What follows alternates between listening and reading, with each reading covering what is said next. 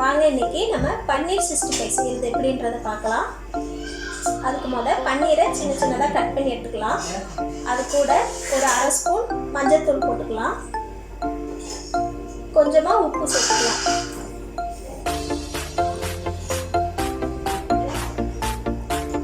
அதுக்கப்புறம் ஒரு ஸ்பூன் இஞ்சி பூண்டு பேஸ்ட் போட்டுக்கலாம்.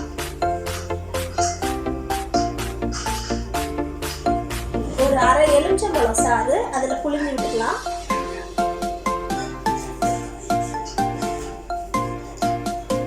இது வந்து நல்லா கிளறி ஒரு 5 நிமிஷம் அதை அப்படியே ஊற வச்சுக்கலாம்.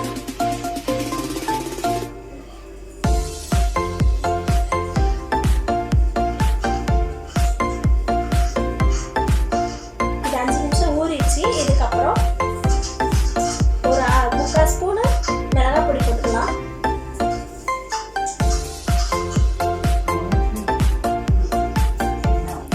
அரிசி மாவு 1 ஸ்பூன், மைதா மாவு 1 ஸ்பூன், கடலை மாவு 1 ஸ்பூன், இது மூணையும் சேர்த்துக்கலாம். அதில்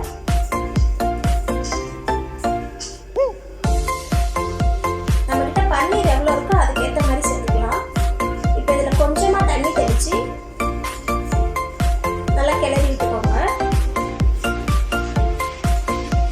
எல்லா பன்னீர்லையும் படுற மாதிரி நல்லா பிசைஞ்சு வச்சுக்கோங்க. இப்போ இது ஒரு 5 நிமிஷம் ஊறுனதுக்கப்புறம்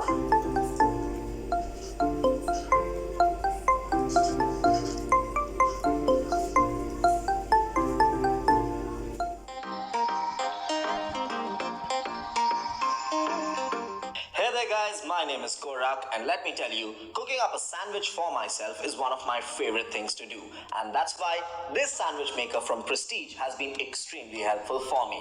Let me tell you more about this super handy product. This sandwich maker comes with an ergonomic design featuring robust and durable die-cast aluminium grill plates. The body is made from strong, heat-resistant Bakelite plastic material with a matte finish that makes it safe to handle even when it's in use. It comes with a German technology Grevlon non-stick coating to give you oil-free toasting, helping you stay healthy and making the cleaning process a breeze. It also comes with 2 power indicators.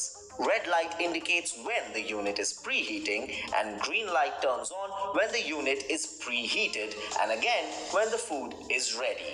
Overall, this sandwich maker from Prestige offers great durability, utility and ease of access, and that's why it gets a huge thumbs up from me. You should try it out as well.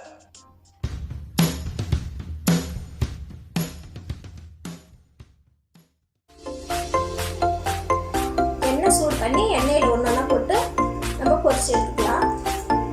இதுக்கு எண்ணெய் ரொம்ப சூடாகவும் இருக்கக்கூடாது, மீடியமான சூடில் தான் இருக்கணும். இது கூட கொஞ்சம் கருவேப்பிலையும் ஒரு 2 பச்சை மிளகாய் கீரி போட்டிருக்கேன், அதையும் அதோட சேர்த்து ஃப்ரை பண்ணிக்கோங்க. இது ரொம்ப நல்லாயிருக்கும். 10 நிமிஷம் வேலை தான், அது ஈஸியாக செஞ்சிடலாம். நல்லா கோல்டன் கலர் வரவும் பொரிச்சு எடுத்துடலாம்.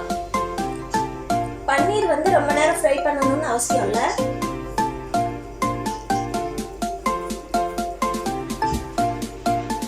இப்போ இது ரெடி ஆயிடுச்சு, நம்ம இதை எடுத்துடலாம்.